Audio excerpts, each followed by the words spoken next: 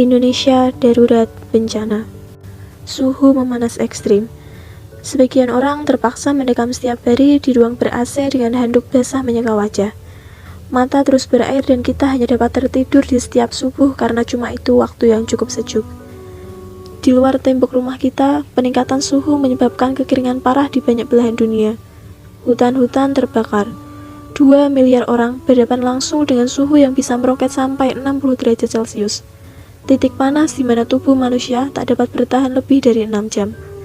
Menurut laporan BMKG, sejak 1 Januari sampai 2 September 2022, tercatat 2.372 bencana alam yang melanda Indonesia. Namun, banjir merupakan bencana alam yang sering terjadi di tahun ini. Kurang lebih 933 kali, seperti banjir di Jember pada bulan Maret, banjir dan tanah longsor di Ambon bulan Juni lalu, dan banjir bandang pada bulan Juli di Pongi Montang. Terdapat banyak kerugian seperti harta benda, tangis di mana-mana karena hilangnya atau meninggalnya beberapa anggota keluarga yang mereka sayangi, termasuk pula dokumen-dokumen penting.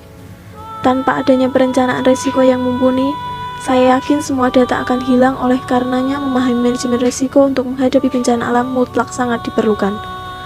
Dalam cara pandang manajemen risiko, kita bisa melihat bahwa bencana alam bukan merupakan suatu hal yang datang secara tiba-tiba, tetapi suatu hal yang dapat diprediksi.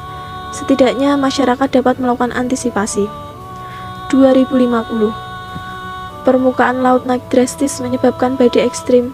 Kota-kota pesisir tersapu pasang dan banjir, menewaskan ribuan dan menggusur jutaan orang. Beberapa kota terpadat di dunia tenggelam termasuk Alexandria, Kairo, Mumbai, Shanghai, Bangkok, dan tentu saja Jakarta. Orang-orang harus mengungsi ke tempat yang lebih tinggi. Lalu, pandemi bukan hanya varian COVID. Perubahan suhu, banjir, urbanisasi, dan pergerakan populasi manusia mengakibatkan penyebaran penyakit. Setengah dari populasi dunia berisiko tertular malaria atau demam berdarah. Mempelajari manajemen risiko dapat dilakukan dengan cara mempelajari risiko yang terjadi di daerah lain. Kita harus mengetahui probabilitas terjadinya dan dampak dari risiko tersebut.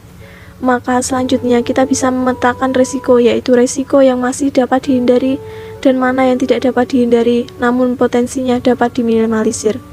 Selanjutnya masyarakat harus selalu waspada, sehingga event bencana itu terjadi, masyarakat sudah paham apa yang harus dilakukan.